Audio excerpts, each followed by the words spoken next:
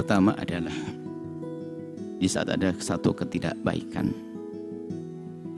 yang harus kita pastikan bahwa di saat kita ingin membuat perubahan tidak akan menjadikan keburukan lebih parah lagi.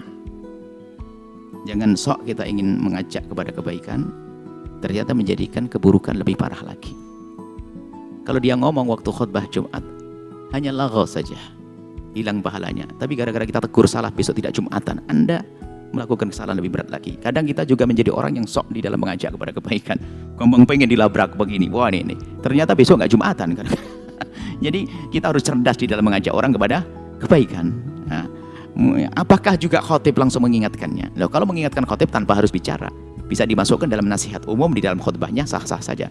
Nggak perlu ngomong, hei kamu itu lari besok nggak khutbah, nggak Jumatan. Jadi kita perlu cerdas. Memang ada sebagian orang yang diberi oleh Allah semangat amar ma'ruf dan mungkar tapi tidak punya hikmah, menjadi orang malah lari. Padahal itu kan bukan melakukan, kalau sekadar ngomong saja tidak melakukan satu dosa besar, bukan sebuah kesalahan dalam madhab kita, itu dianggap tetap sah saja. Menurut jumhur memang dikatakan haram. Jumhur mengatakan haram ngomong. Masalah rokok juga urusan tidak masih Jumatan masih lumayan, gitulah. Daripada sudah merokok nggak Jumatan, ayo pilih mana.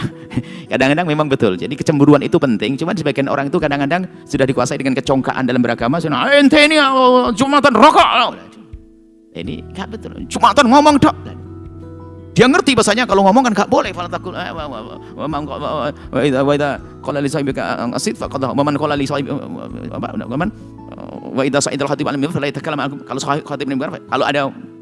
Kalau ada yang berkata pada saudara uskut, misalnya diam, usmut, diam, maka dia sudah laghaw, pahalanya menjadi hilang. Sehingga dikatakan jumhur ulama mengatakan adalah haram. Jumhur ulama mengatakan haram, maka itu Jumat tetap sah misalnya. Nah, tapi pun demikian, kita harus punya adab di saat mengingatkan orang. Bisa jadi memang dia belum mengerti. Kalau belum mengerti ya nggak perlu dong disakiti, apalagi di atas mimbar nggak enak banget. Yang belakang pakai ini, waduh tambah nak khutbahnya. Tolonglah adab. Saya paham sebagian orang memang semangat amar ma'ruf, tapi adalah dangkal hikmah sehingga bukan menjadi kebaikan. Masih alhamdulillah masih mau Jumatan. Itu tetangga berapa belas rumah nggak Jumatan. Kita harus punya pertimbangan yang tepat di dalam kita menyampaikan kebenaran. Nah, kalau memang mau mengingatkan, mungkin ditandai aja orangnya. Insya Allah nanti setelah khutbah Jumat besoklah saya akan undang makan bakso bersama, minum bersama, baru cerita yang enak di situ. Sudah sedekah beliin bakso, kita ngomong enak baru. Nah, jadi semua para perindu amar ma'ruf dan mungkar, jangan congkak Anda. Sok. Tapi ingin dahulukan hikmah. Kalau bahasa lokal, bahasa kita adalah ambil ikan tanpa keruh airnya. Jadikan dia sadar tanpa sakit hatinya. Itu kan hikmah. Baik, kalau di mimbar itu bahaya banget, apalagi mimbar. Tolong belakang yang rokok. Apa? Mending tidak Jumatan itu. Nah, itulah jadi hati-hati. Betul saya. Pertanyaan yang bagus sekali. Justru saya membidik tentang hikmah tadi. Bukan masalah mengingatkan. Dan ingat, tidak semua kesalahan itu harus Anda ingatkan di saat itu juga. Anda perlu waktu yang tepat. Satu. Yang kedua, tidak semua kesalahan yang Anda lihat Anda yang harus mengingatkannya. Kadang harus cari siapa yang bakal didengar. Seperti itu.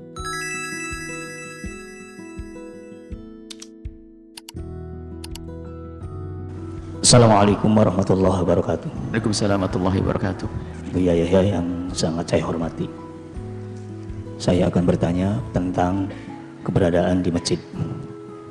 Ada suatu masjid yang di dalamnya apabila khotib sedang berkhutbah, kotak amal itu dijalankan. Dan kemudian kas masjid ataupun keuangan masjid secara sementara disimpan di satu rekening pribadi karena alasan sementara bendaharanya meninggal sebelum dibentuk panitia yang baru. Secara sementara rekeningnya disimpan di rekening pribadi. Kemudian ada yang usul remaja masjid, bagaimana katanya ini masjid disinggahi orang banyak, bagaimana kalau di halamannya diadakan kotak untuk kesejahteraan anak yatim. Itu hukumnya bagaimana? Mohon penjelasan. Sekian, terima kasih. Khairul kalam billahi taufik wal hidayah. Assalamualaikum warahmatullahi wabarakatuh. Masalah kotak jalan.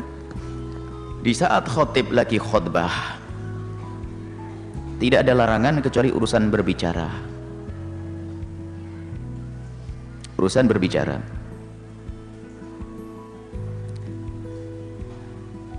Dan di dalam urusan berbicara pun jumhur mengatakan bahasanya itu adalah haram. Dalam mazhab Imam Syafi'i adalah dianggap ini sebagai sesuatu yang tidak adab, tidak sampai haram.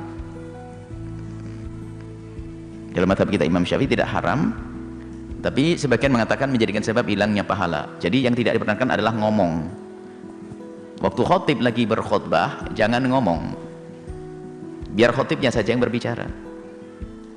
Adapun selebihnya, termasuk kotak amal berjalan, bukan sesuatu yang dilarang. Akan tapi jika ternyata hal tersebut mengganggu kekhusyuan, maka ini babnya lain. Apalagi kotak amalnya pakai roda bunyi, itu, nah ini berbahaya. Itu. Jadi kalau memang ternyata aman, dan kadang-kadang masya Allah di masjid itu kalau orang tidur tidak harus dibangunin loh ya.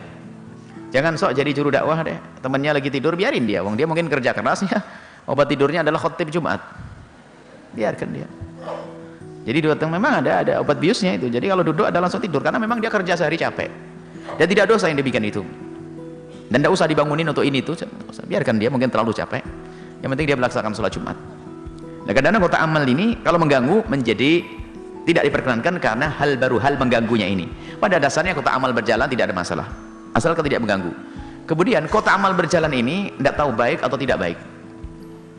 Bagi sebagian kaum biasa nggak ada masalah, tapi kadang sebagian orang merasa tidak nyaman dengan kotak amal ini, dan mungkin secara kenyataannya tidak semua orang bawa duit. Bahkan mungkin tidak enak, ada orang yang belum biasa masuk ke masjid atau apa, orang ngasih masjid duit, saya tidak, malu deh saya karena belum biasa ikhlas, jadi gara-gara tidak bisa ngasih duit lalu tidak nyaman. Makanya di majelis kita itu tidak ingin ada kotak amal berjalan. Kalau kotak amal berjalan, kami tidak ingin ada orang membantu karena pengen jujur, dia ngasih, saya harus ngasih, tapi saya pengen orang memberikan bantuan ke pondok ini adalah karena memang benar-benar dia ingin berjuang. Biar langsung mojok sana ada kotak amal, kita sebar kemana-mana. Kalau anda mau datang ke sana biar tambah pahala, sehingga kita larang kotak amal itu berjalan di majelis ini, takut ganggu. Apalagi waktu ceramah tidak diperkenankan, baik kotak amal ataupun air. Maka hendaknya di masjid tidak seperti itu. Kalau khutbah jalan ini orang nggak konsentrasi lagi dengar khutbah. Nah kalau begitu kasusnya mengganggu, maka menjadi tidak diperkenankan. Kalaupun tidak derajat haram, babnya makruh, karena punya fungsi mengganggunya, sama kayak diajak ngomong kan. Biarpun dia ngomong kan pakai isyarat, saya dorong ke sana pak, kan gitu, cuma tidak ngomong dia, dorong ke sana pak. Nah iya, jadi sebaiknya tidak seperti itu. Kalau ada kotak amal berjalan, bukan sesuatu yang haram, ya mungkin kebiasaan masjid seperti itu, akan tapi kita harus paham maslahatnya kayak apa. Ini kalau orang sudah sadar berinfak, biarpun kotak di pojok akan dicari kok. Biarkan, makanya kotak kita sebar di mana-mana. Yang mau membantu, bantu sana karena Allah Subhanahu wa taala, bukan karena dilihat oleh temannya ngasih. Oh, teman saya ngasih nggak enak saya. Saya tidak ingin ada orang berbuat baik karena nggak enak, karena berangkat dari tidak ikhlas, tidak membawa keberkahan nanti. Saya pengen Anda memberikan biarpun 100 rupiah ketulus karena Allah, akan berkembang nanti. Baik, seperti itu adalah kasus kotak amal. Selagi tidak mengganggu ya tidak apa-apa. Cuma masalah akhlak saja. Sebaiknya bagaimana cara? Sebaiknya tidak usah jalan, biar tidak mengganggu siapapun. Karena orang lagi ceramah, lagi dengar ceramah, lagi konsentrasi, kepotong itu bisa hilang, balik lagi itu nanti. Kemudian kalau uang kas masjid dititipkan di rekening satu orang, tentunya kalau sudah bicara rekening harus syar'i. Kalau tidak syar'i jangan ditanyakan di sini, kan begitu. Harus kan lembaga-lembaga keuangan yang syar'i. Kalau tidak syar'i jangan ngomong urusan masjid deh. Masa masjid tidak pakai syar'i, ini adalah sebuah keunikan. Jadi urusan masjid, pondok pesantren dan sebagainya tentunya harus syar'i, memberikan contoh. Baik, anggap saja dititipkan di rekening seorang ustadz. Bagaimana hukumnya? Masalah menitipkan di mana itu nggak penting, yang penting sesuai dengan kesepakatan. Yang kedua adalah amanat orang tersebut. Biarpun pakai rekening yayasan, kalau yang membawa orang pendusta kan hilang juga duitnya. Jadi masalah nyimpan itu boleh di mana saja asalkan sesuai dengan kesepakatan dan diduga orang itu amanat. Yang penting duit itu aman, nggak ada masalah. Dan ingat, yang megang duit tidak boleh meminjamkan kepada siapapun. Ada pengurus masjid saking baiknya minjemin tetangga sana sini. Kirain masjid itu nggak punya duit. Kalau kamu mau minjemin dari duitmu sendiri, jangan dari duit masjid. Biasanya memang dermawan dengan duit masjid, tapi duit sendiri pelit. Ini pengurus nih. Biasanya pengurus begitu. Tapi pengurus yang soleh-soleh seperti yang ada di sini, insya Allah nggak apa-apa. Kalau mau bantu orang lain dari duitnya sendiri, jangan dari duit kotak masjid. Baik, kotak amal. Kemudian di kiri kanan masjid dikasih kotak amal untuk kesejahteraan. Ya boleh saja, suka-suka. Dan sukarela. Makanya waktu ada kotak parkir itu saya bingung. Saya minta petunjuk berapa malam saya kotak parkir gimana. Pertama disuruh kotak parkir, tidak ada. Kasih di bawahnya sukarela. Saya tidak pengen ada orang keluar dari pondok ini di saat tidak membayar lalu hatinya merasa saya nggak bayar. Enggak, kasih sukarela biar di saat nggak bayar hatinya tenang. Kalau nggak bayar gayanya maling kan tidak enak, saya lari nggak mau bayar. Nah itu kan dosa namanya, merasa wajib lalu tidak bayar. Makanya terakhir tak tulis sukarela di bawahnya, awas ya, kan itu ada kotak parkir ya. Sekarang ada kotak parkir, pertama nggak ada tulisan sukarela, enggak, saya nggak rela, sebab saya tidak pengen ada orang merasa wajib membayar lalu dia nyelintet lalu tidak bayar, dia seperti mencuri kan bahaya itu. Makanya tulisi sukarela. Kalau kita pastikan wajib bayar 1.000, coba sedengan mana panitia? 1.000 wajib sama sukarela 100.000, pilih mana? Nah sudah, sukarela saja kalau begitu. Jadi itu waktu parkir itu saya juga bingung waktu naruhnya itu. Pertama kan dikasih gambar, ini Bu ya. Waduh, ini saya tidak ingin ada orang hatinya menjadi jahat gara-gara menjauh dari kotak chat, biar tidak bayar. Sudah kan lari. Sebenarnya hatinya kan culas. Tapi kalau sukarela ya tenang aja, biar bulan depan memang sukarela, saya nggak bayar nggak apa-apa, halal Anda nggak bayar nggak apa-apa. Oh sukarela kok, makanya ditulis ada tulisan sukarela kan bawahnya, kurang gede, yang gede sukarelanya, paham tim?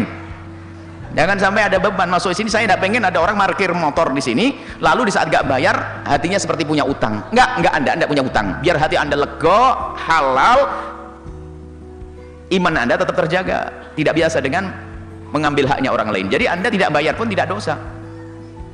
Baik, itu saja.